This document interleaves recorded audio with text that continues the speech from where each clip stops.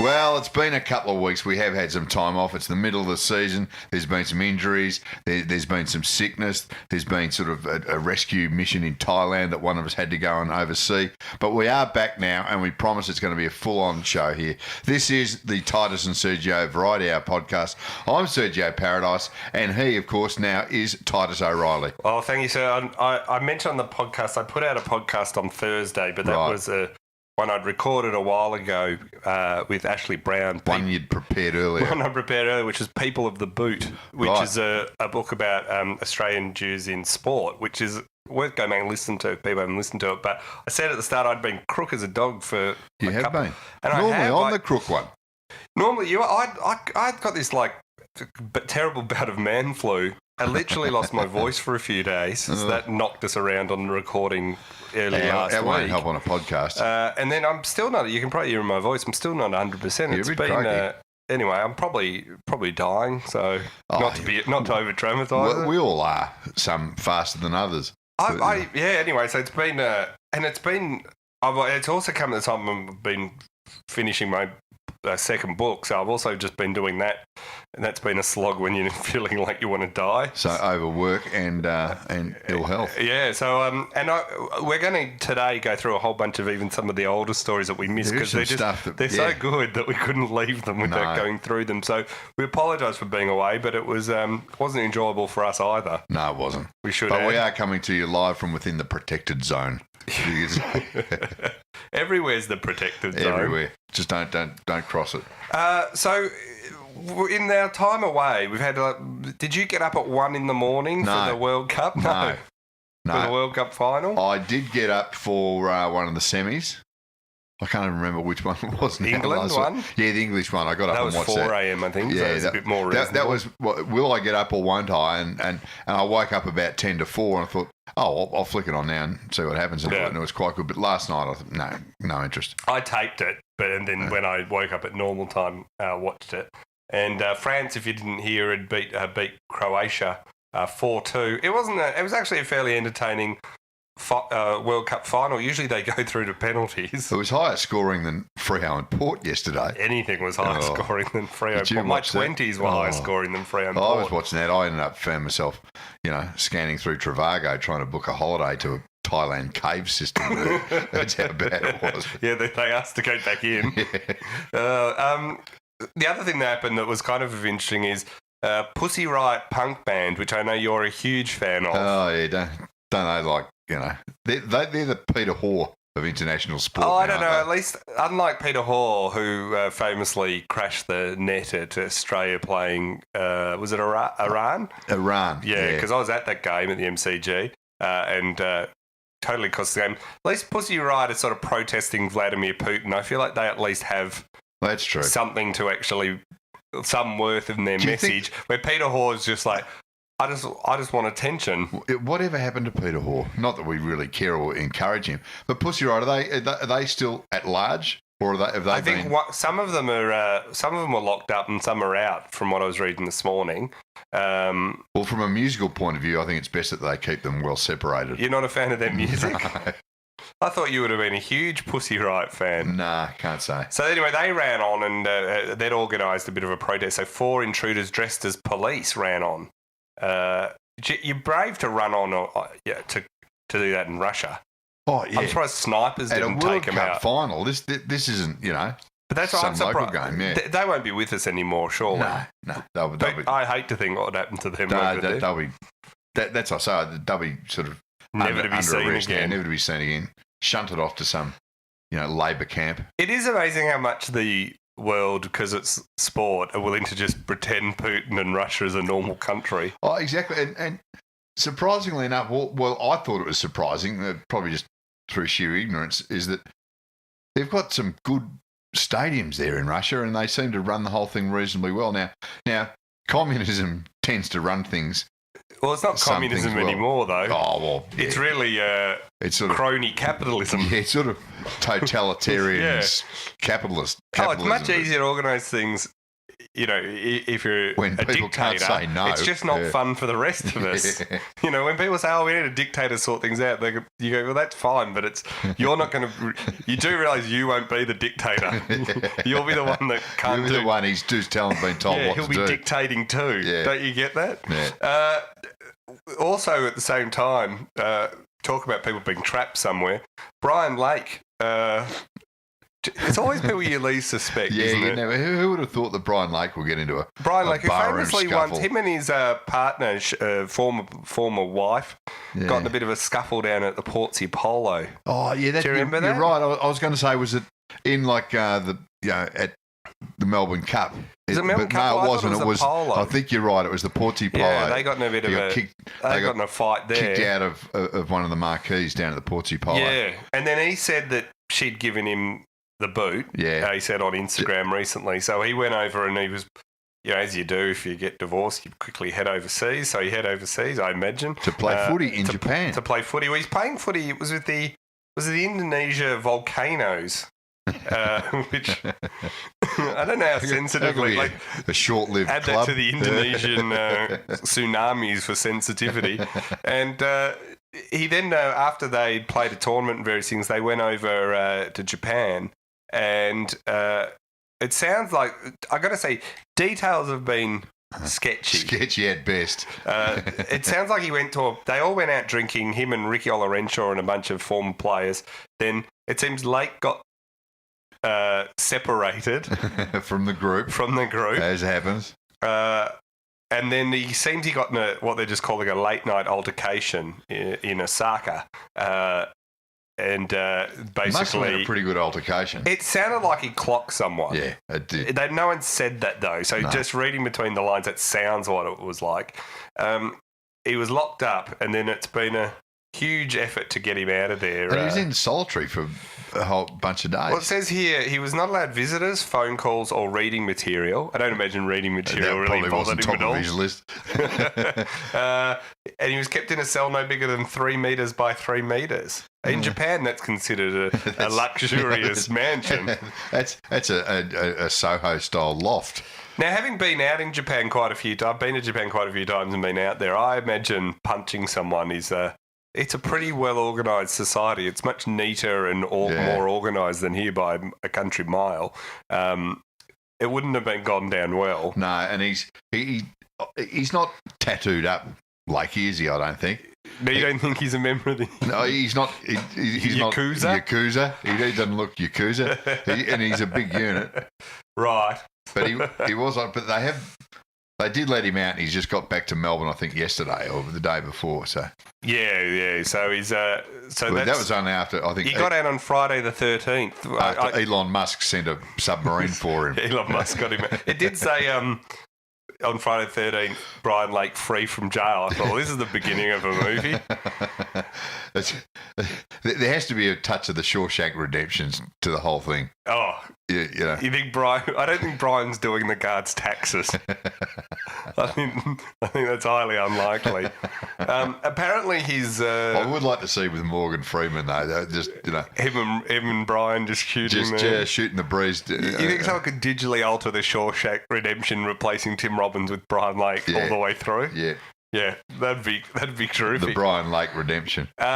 He apparently they had to record his family, and various other people had to record video messages to Lakey. To the authorities and to apologising to the victim and all this sort of thing. So I wonder if money was exchanged. Well, you'd be a bit concerned if you were Brian Lake. You're sitting in a 3 metre cell. They won't let you out, and you go, oh, your family have sent this video message. And you've just got divorced. This has escalated quickly, hasn't it? That's pretty funny too. Like, here it is, his family who's just apparently been kicked out. Yeah. Keep him. Lucky the video didn't say that. Anyway, so that was Brian. We should just, while we're on these sort of topics of ex-footballers behaving badly, Barry Hall, while we were away, got in a bit of trouble. Bit of trouble, you could say. Now, they were. It was ahead of Geelong's match against the Bulldogs, and as you do on a footy pre-game radio show, yeah. they were talking about Lee Montagna was talking about his wife's labour. Yeah, and pregnancy. I mean, yeah, of course you do. Which, why wouldn't you be doing that? You could be spending time talking about the game, but why would you do that? Numerous times, yeah. You on radio, you discuss your wife's labour. Yeah. Next time you're on SEN, what do you do? Thursdays? Well, Wednesdays. Yeah. Next time you do that, you should just start the conversation.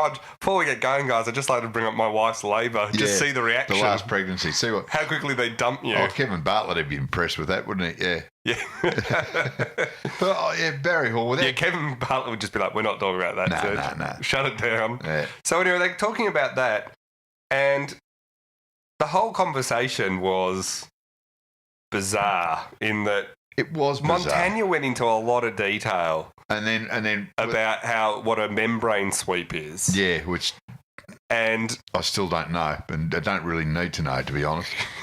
That in itself is fine. It's a normal process, medical procedure within, delivering a baby. It's not an uncommon procedure. So talking about it's fine. It's the forum and the fact that his wife wasn't there. There were no other women in the room. No. It's on footy radio. Yeah, and a bunch of blokes talking about it. And they're all laughing.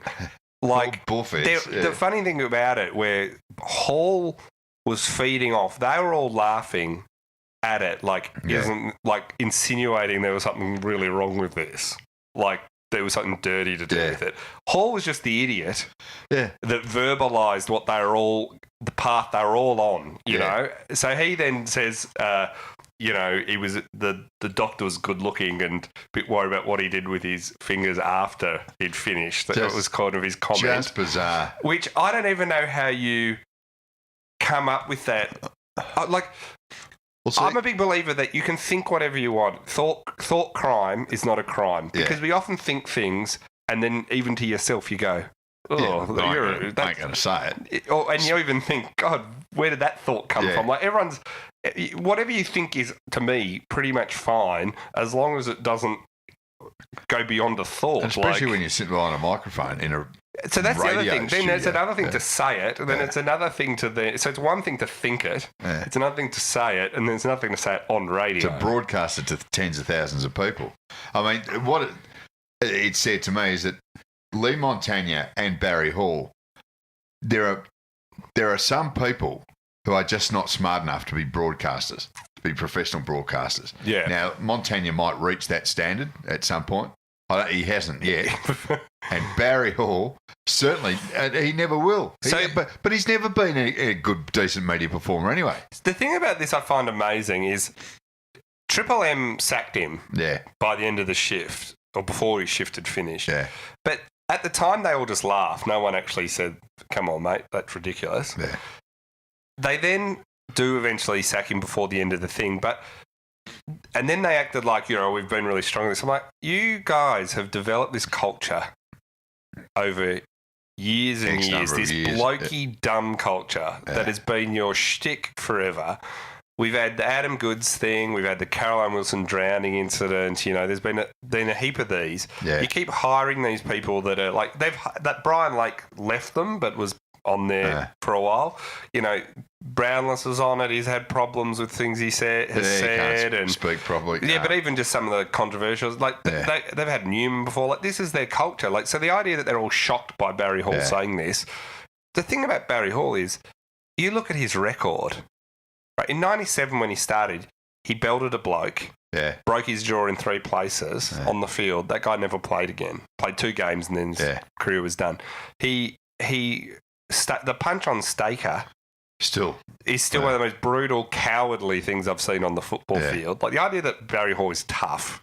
Yeah. I mean, half the stuff he's done on the field when you watch it, and I just went through this recently for something I was researching for my book, is the most cowardly stuff. Dropping the knee in Stephen Phoebe's head. Yeah. Do you remember that? Yeah, I do. He punched, was it Maguire before and then he almost got rubbed out of the grand final, got off on a technicality. Even he admits he got off on a technicality. Yeah.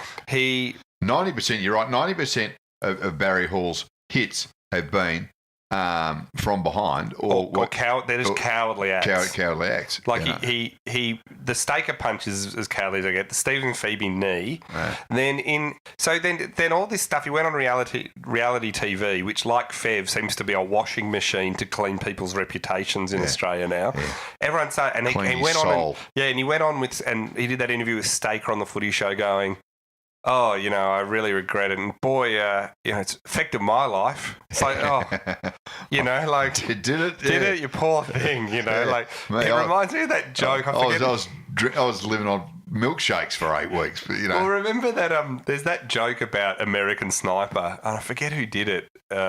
Anyway, the joke was like, America will not only invade your country, years later we'll make a movie about how it made our soldiers sad. And it reminds me a bit like Barry Hall's been doing this whole, I've been really hurt by all this aggressive stuff I've done. Yeah. Anyway, in 2017, he played his final footy game. Yeah. It wasn't for the AFL, obviously, in the Queensland AFL. And final game, he punched not one, but 2 blokes. The first was, and it's on video, and I watched it yesterday. So this isn't from. He does a Staker-like punch again on a guy. Then when the guy's teammates come and just remonstrates with him, but doesn't grab him, just is talking to him like, "What are you doing, mate?" Barry whacks him. Yeah. This is 2017. A few months later, he gets inducted into the Hall of Fame. So this idea that hiring Barry is like, I can't believe he said this. His rap sheet says, 4. Why would you think that this guy? Why should he shouldn't have a job in the media anyway? Yeah. And people say when you say this, like, you're being harsh on this. When's he shown a change in behaviour? This is 2017. He whacked 2 blokes. Like, you can. Wes, you're a sucker if you think he hasn't. Just because he says he has all the time doesn't make it so, does it? Well, let me ask you this. Wayne Carey, whose rap sheet's almost as bad or worse than Barry Hall's. It's worse. But his is off the field, not so much on the field. Yeah. But off the field. But he has managed to rehabilitate himself in the public eye to a certain degree, and has not sort of transgressed, you'd have to say, publicly in the last 2 or 3 years, at least. But do you reckon he's one step away from being banished again, or is Carey past that now? I reckon there's different things. I think Carey's. My whole theory on this is there's this kind of almost a myth that we forgive our sporting heroes no matter what. Yeah. And the truth is we don't. There's a lot of players that never make it back because we just can't stand them or think they're terrible, right? Who's Carey actually been forgiven by? Triple M, The Age, and Channel 7 have all hired him because he's seen as the greatest footballer of all time and all that. So they've forgiven him. But I have yet to meet, and I'm happy to be proven wrong, I've yet to meet a single footy fan, and this is an exhausted data survey, but, I talk to a lot of footy fans. I've yet to meet a single footy fan who doesn't think Carey is a disgrace of a bloke and has not changed their mind one iota. So the idea that who's he been forgiven by? He's been forgiven by the media. 3 media companies who've hired him. That is a boys' club environment that, the AFL's the same. I throw them in. This is this boys' club environment that these people don't want the memories that they had of happiness of these players. Gary Ablett Senior falls into this. Yep. Tarnished. They want to have that feeling you had watching Gary Ablett Senior destroy a team. Yeah. And I remember going and seeing him. Carey too. They were brilliant to watch, and I had a lot of fun watching them. Now those memories are sort of tarnished, and I think a lot of people go, I don't want that. I want to forgive because I want it. But I don't think it's the vast majority of people. Most people I know I agree with Carey. Terrible. And I don't think Barry Hall, I think people forget how bad his record actually was. So the difference, I reckon, is I know a lot of women who can't stand Carey because of his violence towards women. Yeah. Perfectly understandably. And a lot of blokes can't stand him because not because he glassed a cop. No, he didn't glass a cop. No. He kicked a female police officer in the head. Yeah. So just to clarify. He glassed his then girlfriend, Kate Nielsen, who he said it was an accident and he slipped. But see, a lot he's of obviously very uncoordinated. Will forgive him for that and all that, the violent side. But what they won't forgive him for is cutting his best mate's lunch. Yeah. So he's well, that's the thing. He's had the hardest. The funny thing in the majority of a lot of like when the media write about it and stuff, they say he's managed to be forgiven for betraying his best mate and teammate. Yeah. And they act like the glassing his partner slipped, allegedly, as he says, and the violence against police and all this sort of stuff, and grabbing the woman's breast in public. In King Street, who he didn't know, just walking past. They kind of act like that's kind of like, no one likes to bring that up because it's almost too horrible. Like I did a bit in my comedy festival show where I bring up Gary, and the audience would audibly, when I'd bring it up about, you know, he glassed his girlfriend and then said it was an accident and all that, and I'd do a bit on that, they would audibly gasp, like, oh, don't bring this. So they'd be like, oh, don't bring this up. And I'd be like, well, hang on. I'm not the one glassing people, you know, so it's just this, you know, I mean, we've all slipped and glassed someone, I'm sure, so it happens so commonly. Yeah. But that's the thing. But when you're younger. So it's just this thing of, you know, the people they've hired, that you like, people say, oh, you can never forgive someone too, man. I said, well, hang on, there's a couple of different issues here. One, this isn't like forgiving someone for one thing. Barry Hall has been forgiven about 8 times if you run through his rap sheet, right, of violence. Do you reckon he'll get another crack at the media? He reckons he probably doesn't want to. The funny thing is about this is because it involved a woman in Labor, and what he said is they're almost more prudish about this because they kind of were laughing like, oh, Labor's disgusting. Yeah, it's when they can kind of... It's a bit distasteful, whereas violence isn't... Punching people is something footballers have been doing forever. Yeah. So I reckon, like... But you think about it, Matty Johns in the NRL, within 8 months of that sex scandal breaking when he was at Cronulla, where he's involved in the group sex and had to confess to it and got booted off the footy show. Within 8 months, Channel 7 hired him and launched the Matty John Show, which they described as a family-friendly show. So, and he got breakfast radio he got breakfast radio a couple of years later, and then he got... So this idea that, like, look, they can be forgiven for anything. Yeah. And Hall, to me, is sort of irrelevant in a way, because he got brought in because one of the players, someone else... I think it was Judd. Chris Judd couldn't do it. Yeah. So they brought in Barry Hall. So it's like Barry. So when they go, oh, we sacked him, I look at it and go, well, it's not like you're sacking Eddie Maguire or you know, any of their big stars. He wasn't a permanent staff member anyway. They sacked the fringe player that, like, it makes no difference if Barry Hall's not on Triple M for them. Like there is no big problems for them rating wise or with sponsors this was an easy decision. But when we had the King Kong and the Caroline Wilson stuff, Brayshaw stays, Eddie stays, Danny Frawley stays. They've all got other gigs. So Danny Frawley eventually left, I think, but on his own volition. He wasn't sacked because of that. But they've all still, like, no one bats an eyelid. Because they've got power, those guys. Yeah, I was about to say. Hall has none. It's the old George Orwell animal. You know, all animals are created equal, but some are more equal than others. Yeah. And that's just...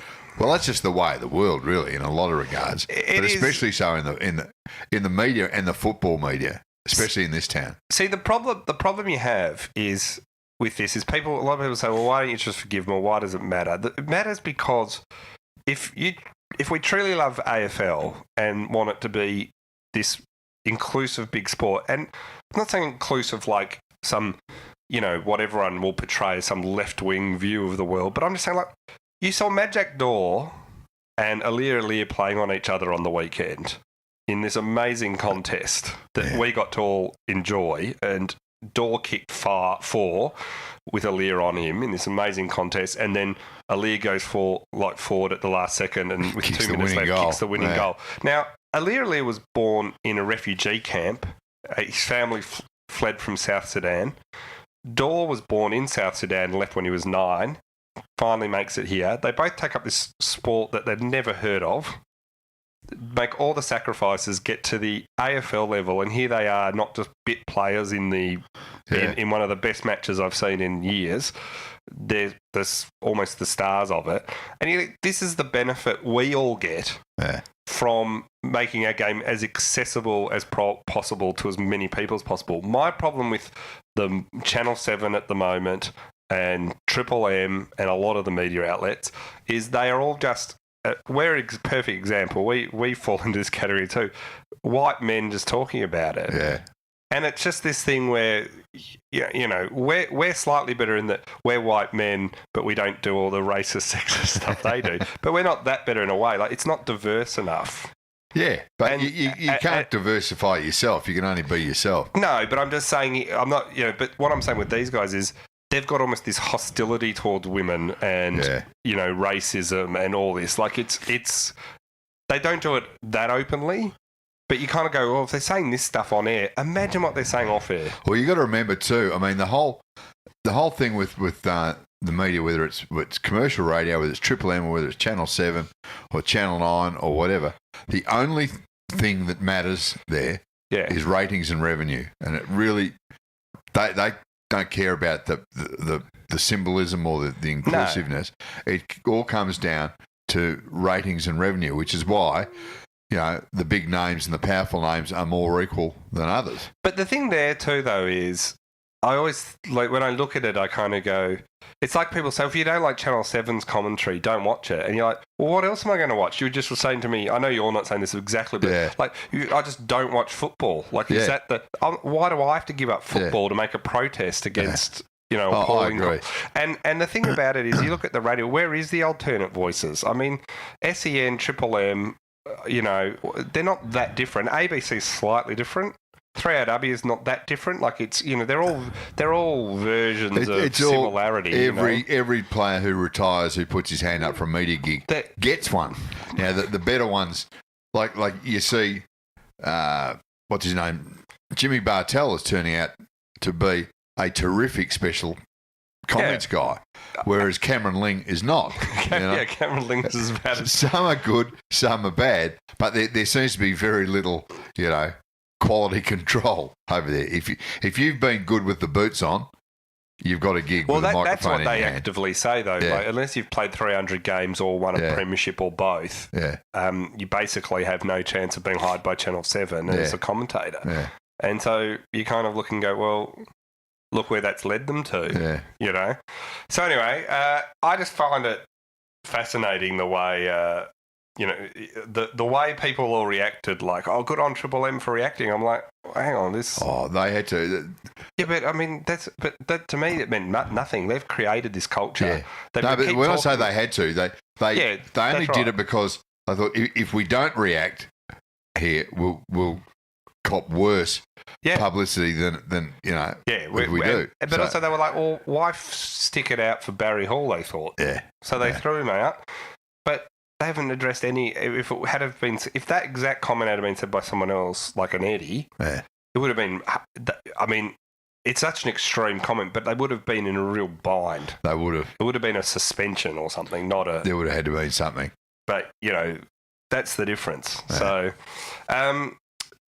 just talking of all that, we've got on to Sydney.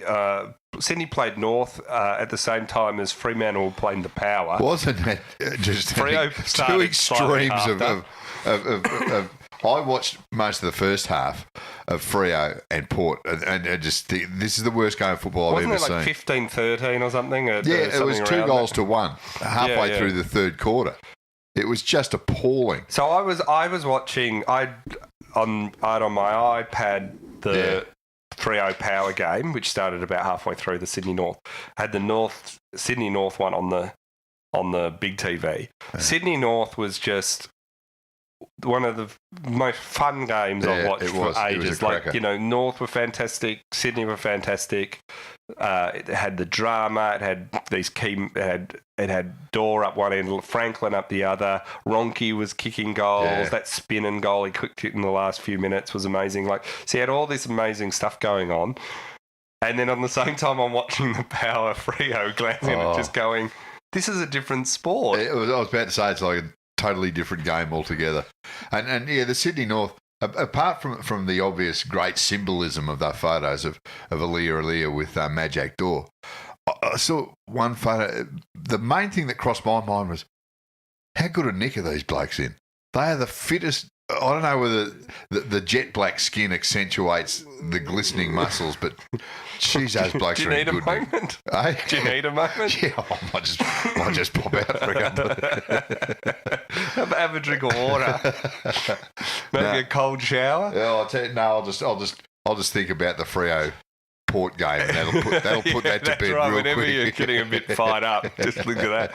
No, you're right though. They were amazing, but what I liked about it is there was the symbolism, but it wasn't tokenism because they were both playing really well. I thought, Zeeble was great up front, but Ben Brown was good. Like North have got some really good players, and it meant so much that game because North it's made it a lot harder. And Sydney can be hard to watch at times, even though they're a star-studded side and always have been. They can be hard to watch. But yesterday was, I'm not sure why, but it was a cracker. So was the Freo power game one of the worst you've seen? Do you reckon? Oh, definitely. We've sat through a lot, but in terms of for a non-one-sided game. So if you look at terrible games, you could say Geelong playing Melbourne. When they scored 187 points or whatever it was. It was 37 goals to 6. Terrible game, but one side was at least playing well. This was just something else. It was just when neither side looked like scoring, and turnovers and just there seemed to be a lack of interest from the players, from the spectator, the umpires, even the coaches looked like they wanted to be somewhere else. Yeah, absolutely. I mean, Ross Lyon always looks like that. I reckon he would have been preferred. He would have loved it. That was his sort of game. Yeah, but he should have been watching the Sydney North game. How come when they talk about new rules to fix the game, they don't bring up banning Ross Lyon? Like they bring up zones all the time, but Ross Lyon would fix most of it. I don't know how Freo put fans. Ross Lyon in a bib. I know occasionally it can deliver you a losing grand final, but I don't know why Freo fans, I don't know how they watch Ross Lyon coach teams all the time. Like, it is just painful. When you think back to when he was coaching St Kilda, I mean, they weren't as dull and as negative then. No. But they did have... they had their moments. Yeah, they did have sort of high scoring forwards. They had Nat Newey and Kazitsky and Stephen Milne and those blokes. Anyway, it was an amazing difference in the quality of games. Like, it just shows you. But I actually thought the round of footy was very good. Like, there was interesting... Don't, except for the tips. Oh, jeez, I died in the arse for the tips. It makes it pretty interesting for that fight. Who's going to make you... Like, the final 8 is not set. No, it's not. Geelong are clinging on the bottom there. Melbourne can just about put them to the sword this week. I don't know. Like Melbourne, you look at their run home, it's hard. Yeah. Hawthorn have got a good run home, but then they lost to Brisbane. So that was one you would have had. Melbourne fix up Geelong this week is going to make it real hard for Geelong. Yeah. And then Melbourne have got a bunch of hard games. But then Melbourne are likely to drop 4 out of 5 themselves. Or win 4 out of 5. You have no idea with them. Yeah, they'll finish second. The Eagles now have 10th. Eagles lost Natanui, but have now they've got LaCroix and Kennedy, Darling back. They look like a completely different side. I thought Collingwood were not as... Without Mason Cox, I thought they were actually okay, considering they've got Mason Cox, Treloar and Dunn out. Yeah. I thought and they were due for probably a loss. They were. It was 1995 the last time the Eagles beat Collingwood on the MCG. The last time they played them at the MCG? Probably. Yeah. No, they've played them since then, and the West Coast Eagles are 4-0 on away trips. Yeah, they've been good, West Coast. I mean, they fly under the radar a bit because they win at home all the time, but, But I mean, Richmond only win at home. Like, you think of Richmond, they haven't won away from Victoria this But how's the year. arrogance of Richmond? Everyone's going, yeah, but who cares? We can't win away. It doesn't matter. Well, this is where some of the interstate or, the non-Victorian clubs are quite rightly annoyed. They're going, no, you couldn't be any interstate side and just win your home games. Yeah. You wouldn't make it. Yeah, that's you true. don't have the luxury. This is the inherent advantage Victorian clubs, especially Melbourne MCG-based clubs get. And so when they whinge about the benefits of, the non-Victorian teams, you're kind of looking and go, come on, it's True. You've got a pretty good run. One of the interesting stories moving on from the AFL. Oh, actually, before we do that, we might skip ahead and just cover off Cyril Rioli retiring. Oh, yeah. Gee, I'll tell you what. Did you think he died? Oh, not only was I expecting a state funeral to be announced, I don't think I've ever seen on social media a greater example of self-insertion into the story. I reckon every bloke who ever played AFL in the last 10 years, or every AFL journo for the last 10 years, opened up his little account with, the first time I saw Cyril play, or the first time I played against Cyril, it was all about them. Yeah. And look, nobody likes to see a great player lost to the game, but he's obviously done it for his own reasons, and it'll be a shame. But Hawthorn being Hawthorn, they'll fill the gap. Well, one, I got to say, I love the work that the factory that churns out Rioli's does, and I think Cyril was one of their great models. Yeah, but we've got four more of them, haven't we? There's more where that came from. It's like Garlets and Kickets. There's always a couple somewhere. Some are better than others. But I tell you what, if you play footy and your surname's Rioli, you got a pretty I was fair sad. start. On one, it was funny, the overreaction in some way, but on the other hand, I could think, and I thought it myself, it's one of he's one of the joyful, happy stories of footy. Yeah, there's no question. And he was amazingly fun to watch. Well, he was. Even more so live, I reckon, than on TV. And here's me bagging blokes for putting themselves in the story. Yeah, here we go. But I remember watching Hawthorn Melbourne once a few years back at the G, and the ball's come up on the members' wing. Yeah. And Rioli was leading about 2 or 3 Melbourne players, and it's the old 1 against 3. Just the way he handled it, and the magic touch that he got his hands on it first, and then just effortlessly seemed to find space. Yeah. You just had to stand there and applaud, even though he was the opposition player. He was a magician and a wonderful player to watch live. Oh, he really was. So that is sad. He's one of the players that you will look back and miss as much. He will miss wearing that brown and pink jumper, though. Oh, wasn't that for people that didn't see, it was Hawthorn's normal strip, except instead of the yellow, it was pink. Yeah. So it was pink and brown for breast cancer awareness. Yeah. Which to me, I have to raise a point. Does charity make everything okay? Yeah, exactly. Because I was in two minds after seeing that. Yeah. I'm not convinced. It certainly didn't make me want to donate, put it that way. No, you can still donate, but I think there's a point where you kind of, I'd prefer if it was an all pink top. Pink and brown. Thank you. At what point is that ever going to work? Melbourne Rebels. We're getting into controversy corner. Yeah. Here of some of the things. This happened on the weekend. Melbourne Rebels. Now, for people listening, the Melbourne Rebels are a rugby side that plays in Melbourne. Yeah. Now, if you're from Melbourne, you wouldn't know this. Yeah. And if you're from Sydney, you're probably vaguely aware of it. If you're from New Zealand, you may have heard of it. You'll be aware. If you're from Perth, you know, because you loved your rugby side and the ARU didn't support it, and they supported the side that no one knows exists in Melbourne. Yeah. So you would know about us. But Melburnians themselves, I've never once had any Melburnian in my entire life say to me, "Did you see what the Rebels did last night?" Have you ever had anyone brave it to you? I've got one mate who's a Pommy, sort of, who lives out here now, who grew up with rugby, and he assumed the Rebels. So he's the only person I know in the entire city who has the vaguest idea or interest in the Melbourne Rebels. Right. And even he's been losing interest lately.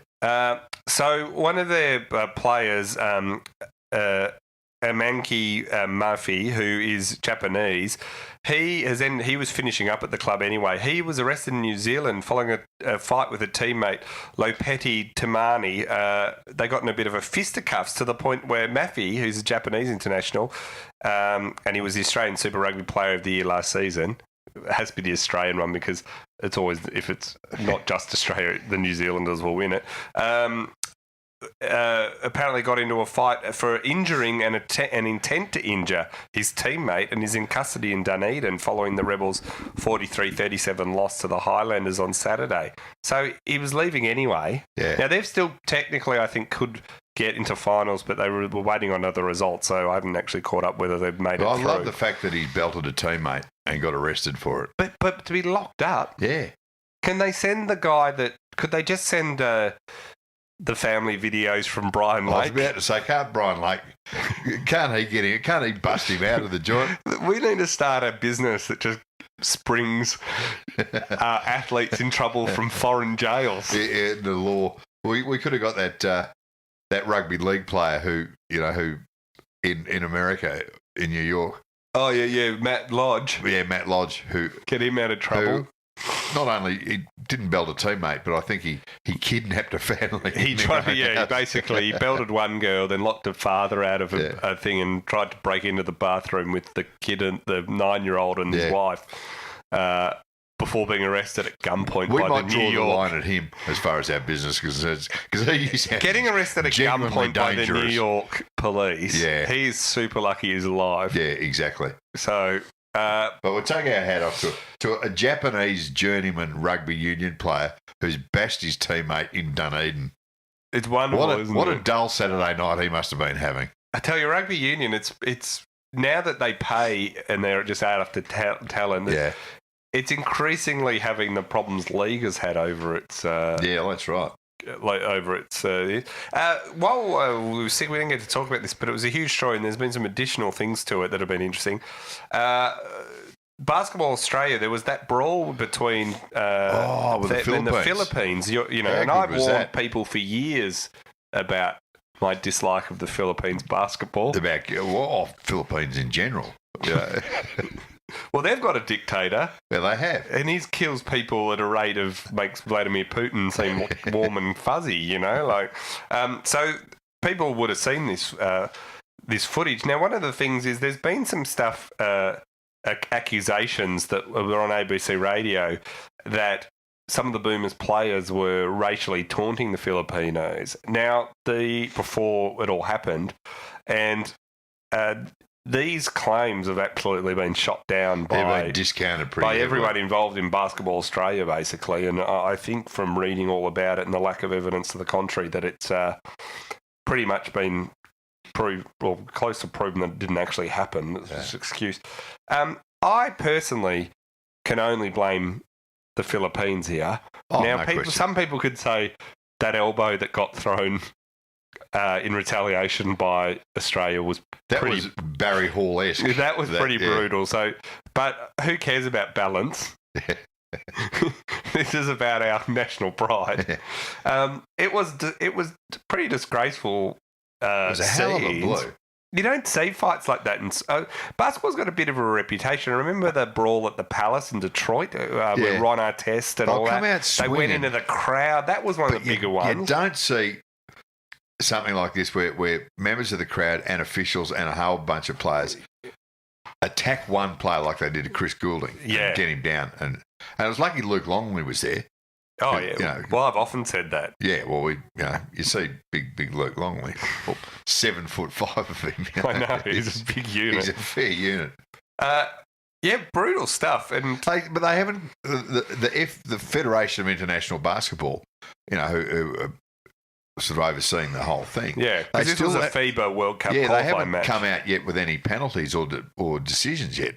No, it's 13 players were ejected at the time, but there's going to obviously be, this is going to be a fairly big thing. What I found interesting is Australia playing the Philippines in basketball 10 years ago wouldn't have even been on television. No. There wouldn't have even been cameras there. True. Now it was like leading ESPN in America because Thom Maker plays for the Milwaukee Bucks and was playing in the match. Dellavedova was there. So, just the fact it was great footage. Yeah. So that it led and I thought, isn't this clever basketball to cut through the World Cup hype?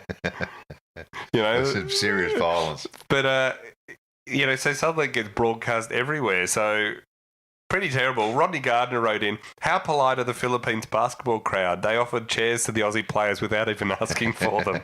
It was a bit like the darts tournament. Oh, well, it was very much like a dart. I think there's a darts tournament coming up at Etihad later this year. We're going to have to keep an eye out for that one. Is there another one? Yeah, I think there's one coming up in December. It's not at Etihad, though, isn't it? It's at Hisense. The last few were at Hisense. I think Etihad have said... No more. If we have to chain chairs down, it's a lot of effort for a darts tournament. We've got to get through an esports tournament first. I always... That brawl that broke out, or it wasn't a brawl, they just started throwing chairs into a huge pile. They picked up all the plastic chairs. But who hasn't been to the Medallion Club and wanted to do that? Well, that's right. The Medallion Club, like those Philippines brawl looked like a night at the Medallion Club. It did. But the thing it all started, I think, as Chris Goulding told them they were going to shut down all the call centres in Manila. He's doing some work for Telstra, was he? The thing about that dart one, I remember, is I just figured out everyone suddenly realised they were at a darts tournament. That's why they got so angry. Tasmanian football got announced. A couple of announcements. The AFL came out and said that they are going to give them they're giving them a provisional VFL licence for 2021. So that doesn't mean it's a sure thing. But and that's still 3 years away. 3 years away. And that they've also given them, I think there's a TAC Cup team, and they gave 1.4 million, which to me sounds like... That ain't going to go far, surely. 1.4 million. I mean, it's hundreds of millions they've spent on the Suns and the Giants. 1.4 million's 2 exec salaries at the AFL. Oh, it's not. Yeah, it's one. Yeah. So it's hardly a huge fill up. Then Bill Shorten came out and said that if elected Prime Minister, he will, if Labor Party elected in the government, he'll provide $25 million in funding to do work on getting an AFL Tasmanian team in the things. That's a little bit of opportunistic. Oh, this is the silliest thing. You think this is the silliest bit? That I've heard Bill Shorten say for quite some time. Because he's 25 mil to help convince the AFL to bring... the AFL is a hugely profitable business that pays little or no tax. Well, they're exempt They should from be tax. paying the money. They should. We don't need the government to be shoveling money. It's not going to make any difference. Do you think whatsoever. there should be a team in Tasmania? I'd like to see a team in Tasmania. Yeah, see, I'm big on a team in Tasmania. I think it'd be great for footy, for the AFL in general. Yeah, I know. I mean, I see all the arguments as to whether it will be, profitable or in the long term. But as we've said 1,000 times, you look at GWS and the Gold Coast. Yeah, there's 13,000 at the Gold Coast one this week, and there was 14 something, just under 15 at the GWS game. Yeah, but and then you can't throw the financial sustainability argument on either of those. No. The AFL says, it's potential future growth, and you're like, well, maybe it's not seeing that at the moment. Future growth, but Tasmania, you do just a lot of their history of love of the game and support of the game, their history of contributing AFL quality players to the league, and the fact that you can't compare the crowds now that show up to watch Hawthorn or North to if they had their own team. I'm very strongly of the opinion that if the AFL did give Tassie their own team, they would maybe not necessarily a powerhouse on the field as in winning premierships in the first 2 or 3 years, but I think they would be a hugely successful powerhouse club in their own state compared to GWS and Gold Coast. Yeah.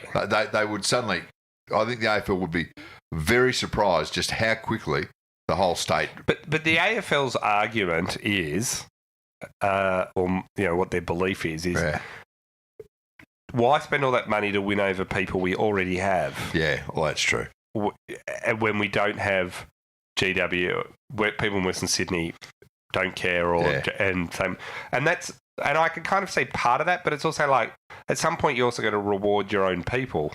Like you got to get that balance right of winning over new converts, but also rewarding the people that have for years had, this in place. So, I think it's I would love to see one. I think it would be great.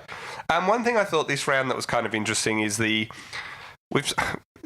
seen some crazy stuff with the umpiring. Did you see Razor Ray low 5 Angus Brayshaw? What did you think of that? Oh, well, surely Brayshaw's not going to get pinged for touching an umpire. No, I don't think he is. I think Razor Ray will. I think too. One, it just had to be Razor Ray, didn't it? Yeah, it did. Like, if it was any other umpire, they probably would have just. But Razor both like high-fived and then smiled like he was the happiest kid in the schoolyard. Like the cool kid had just acknowledged him. Yeah, it's exactly right. Like he'd been acknowledged by the captain of the team. Yeah. Then it's a terrible look because Brayshaw, I thought, miskicked. I thought it was the right call by Razor Ray. So it wasn't like he was doing him a favour. But then it looked terrible. If I was a Bulldog supporter, I'd be going, how obvious is that? It looks like favouritism. Yeah. But then in defence of Razor Ray, which I never thought I'd utter those words, you can't leave a guy hanging if he offers you a high five. So what's Razor meant to do? That's one of the golden rules. Yeah, he'd be like the biggest dog in the world. But then on the other side of the coin, it. If the match review panel, i.e. Michael Christian, if they're going to retain any consistency whatsoever, which we know they don't. Brayshaw has to be fined. Brayshaw has to cop $1,500 fine minimum for touching an umpire. And if he doesn't, like we all know it'd be ridiculous if he did, but where's the consistency? Well, the umpires came out and said that they're not thrilled with the no touching whatsoever law because they think it puts a distance between them and the players, and if it's just resting your hand on a shoulder and it's in a friendly gesture or something, they're fine with that. In fact, they're saying, like all of us, that they want to be touched. Yeah, they're not only okay with it, they're encouraging it. But I think high-fiving is, look, it's a one-off, I think, and like I would just let it go through the keeper. Yeah, and you maybe say to umpires, every now and then, like there was that one, was it McLaren that marked the goal in the centre of and then shaped a handball like he was about to give it off. That was one of my favourite moments. That was at the Subi. 2010. That was at Subiaco. Yeah. That was the highlight of the whole time of that ground. But I also thought that one of the things out of this week is we didn't see as much protected zone nonsense. I don't know whether they've told the umpires to calm down. There is no rule of the week. But there is no rule of the week. But if there had been a rule of the week, which we know there isn't, never, it was relaxed a bit this week. Yeah, you think they? But I'm not saying they haven't relaxed it because there isn't a rule of the week. Yeah, of course. But the week before it was crazy. Oh, it was madness. And the problem is when they start, they call it sometimes when it's physically impossible for someone to have gotten out of the way in time and is trying to get out of the way. And other times when someone's doing the same, like trying to get out of the way, they just don't call, but still technically they don't call it. Yeah. So the consistency is bizarre. And I don't, but the other one the thing that's doing my head in of all the AFL rules at the moment. Which one? The shot clock. Oh, explain. I don't even understand it. So the shot clock. So there never was a shot clock. No. They decided to bring in the shot clock, which no one wanted. Solved no problem. Nobody needed. We've had the game's gone for 150 years. No one ever once has complained about it. They bring in the 30-second shot clock. Mason Wood does that thing at the end of a game last season. Yeah. I think it was last season where he decides, there's not that much time left on the clock to the end of the game. We're in the lead. Yeah. I'm going to take my full 30 seconds, which is the point of a shot clock that we didn't need. But if we're going to have it, that's the point of a shot clock. He's just doing what the whole thing is. He's been given 30 seconds. So they then got upset with that and said, you got to be, the umpire's got to think you're seriously having a go at actually lining up and preparing. So you've now got to act like you actually are going to kick the ball. Have a shot, yeah. You don't, and originally they said, you don't have to kick the ball, but you have to act like you're going to the whole time. So it's like coming down a drama class. Suddenly umpires are like movie. I didn't think your performance was convincing enough, kind of thing, which was just madness. Now they've made it even more crazy, where basically, if you look up a few times at the shot clock to see how much time, they can just go play on. Yeah. You're not being serious in your intention to have a shot at goal. And they just introduced mine. What's the point of this? What is the point of this rule? Like, get rid of the shot clock. Steve Hocking tried to justify this or explain it. Oh, well, I don't listen to what Steve Hocking says anymore because the guy is crazy. Yeah. Like, every time he's in front of a mic, he comes up with 5 new crazy ideas, and then expects us to keep listening. He should be put in a bib and stuck in a protective zone. Well, look, just work out what you're actually planning, suggest it, but don't just throw out 30 ideas and then we hear none of them. When he came out earlier and he said, we're going to have 30, potentially up to 30 rule changes being looked at for next year. Spare me. But anyway, this shot clock, we should have never had the shot clock in the first place. I think Mark Evans brought it in originally. Yeah, look what happened to him. He got sent to the Gold Coast for punishment. Is he Gold Coast or is he Suns? Lions. No, he's at Gold Coast. He's in Queensland somewhere. Somewhere in Queensland. He's on with the Suns. Nick C wrote in, how long until a play with the ball is penalised for being within the protected zone? That's not as silly as it sounds. The bloke takes a mark, he'll get pinged himself. Jared Wilson wrote in, can you explain the protected zone infringement rule in 20,000 words or less? Well, Titus just tried, and none of us are any the wiser. I get the point of the protected zone. Yeah. But to me, it has to be a player is in some way infringing on the playing on of the play with the ball or affecting play. If it's not affecting play, then I couldn't care if they're a centimetre away from them. As long as they're either trying to get away or it has no impact on what's going on. It should be adjudicated how it used to be with a touch of common sense. Now, if the player is walking in to kick the ball or running in to kick the ball and an opposition player runs across the mark or really close or blocks his run, sure, bang, 50. Yeah. But when a bloke's 8 metres behind him, it's like crazy. So many other things, common sense has gone out the window.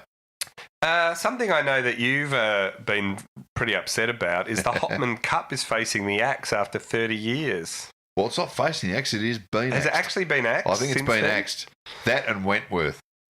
Wentworth isn't certainly axed. I think it has been. There's a bit of confusion on social media this morning about Wentworth being axed. But have you watched Wentworth? No, I never watched it. No. So you're all right? Yeah, I'm pretty right. Same with the Hopman Cup? Same with the Hopman Cup. I haven't watched that either.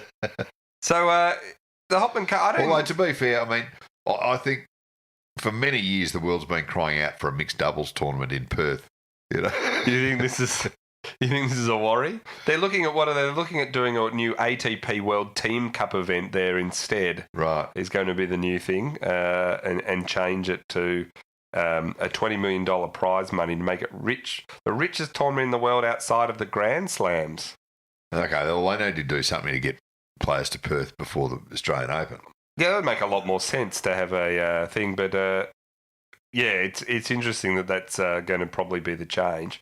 Listeners' questions, because we've been away for a while, they've been building up. Barry McKenzie wrote in, can Serge explain the British peerage system? I'm glad you asked me this, Barry. The British peerage system is not unlike making moonshine whiskey in Louisiana, in that it is a very inbred system and operation. Now, there are 5 levels to the peerage system. Mostly they're brought in through family, but it can be by government. I don't know if you know them in order. The Duke. It was one as in entry level? No. Or top? Top level, Duke, followed by Marchess, Earl, Viscount, and Baron. So I thought Baron would have been a bit higher, but Baron's the lowest. So Duke is the best you can be. Like Duke is the of highest Edinburgh. And then then it gets into what you're actually part of the royal family. Yeah, beyond that, you sort of have to marry into a royal family. And as we know, marrying within the family is encouraged. You don't have to marry outside the family. So that's the British peerage system. That's why I was very disappointed that Harry married Meghan Markle. Yeah. Because she's bringing in bloodlines from outside. I thought he should have married a cousin. He should have married a cousin. The firm. It should have made a lot more sense. A cousin, so semi-literate cousin from the north of England. Usually, he's not going to get a run anywhere else except there or the pony club. Well, that's pretty much how it works, and you can get there by family or by the government. Sport. Sport. You can get a knighthood like Southgate probably will if he hasn't already from the coaching the World Cup almost team. Getting them there. Yeah.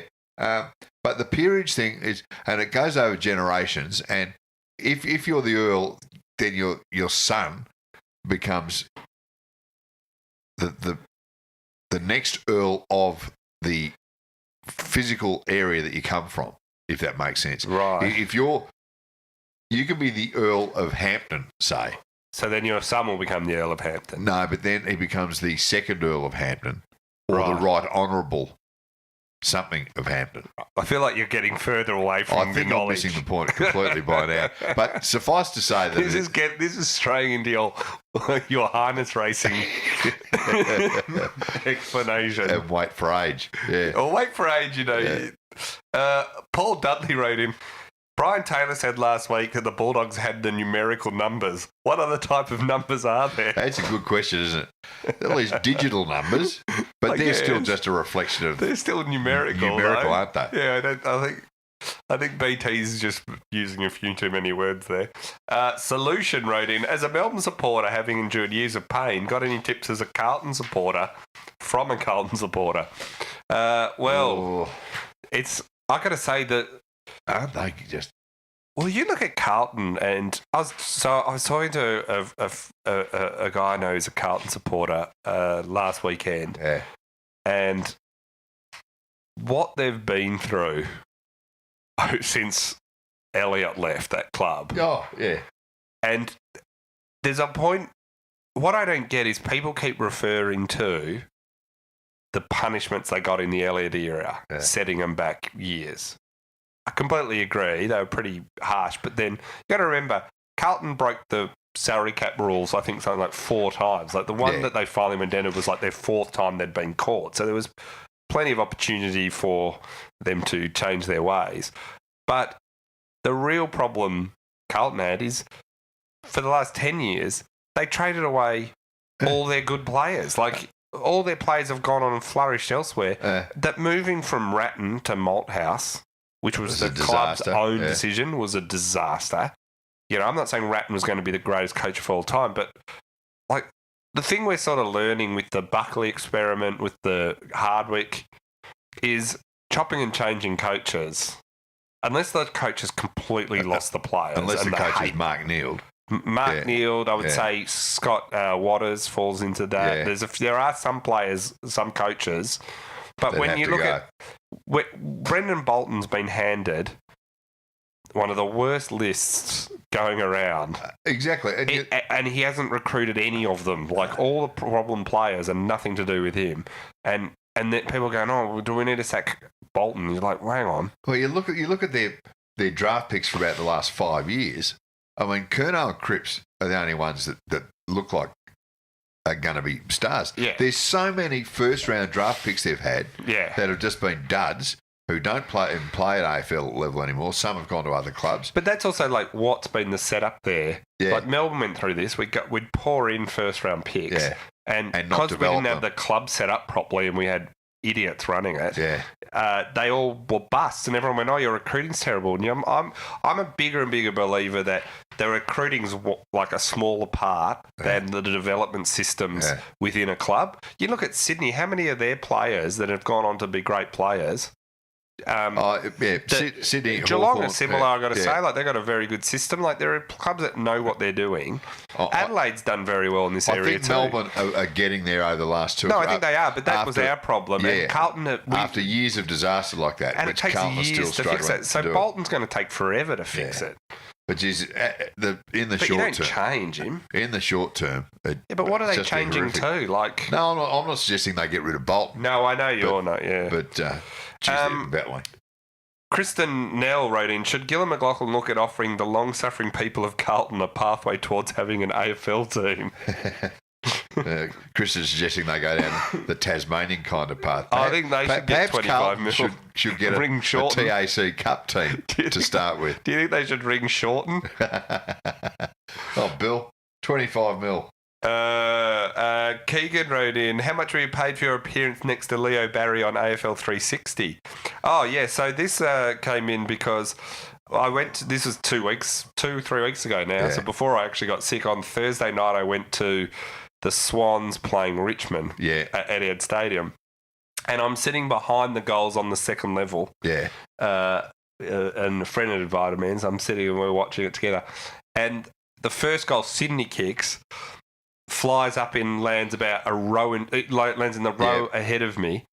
And the guy and a packed mark goes up for everyone to grab it. And the guy that marks it, this is 100% true, was Leo Barry.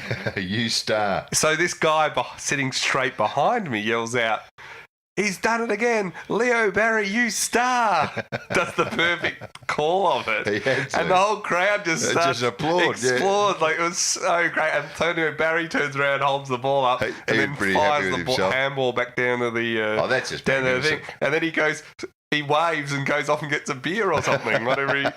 And it's just this great moment of football. Like, it was terrific. So I got replayed on AFL 360. So I was sitting like the road. I was wondering what that question was all about. Yeah. So that was good. That was fun. But yeah, I mean, what are the odds of that? Oh, exactly. But the guy behind me, he was so on it. He was onto it straight away. Literally, as soon as the mark happened, like it was like he was calling the game. Well, I mean, the cleverness there is to instantly recognise that it was Leo Barry who took the mark, because 9 times out of 10 you just say, that bloke's marked it pretty well. Yeah.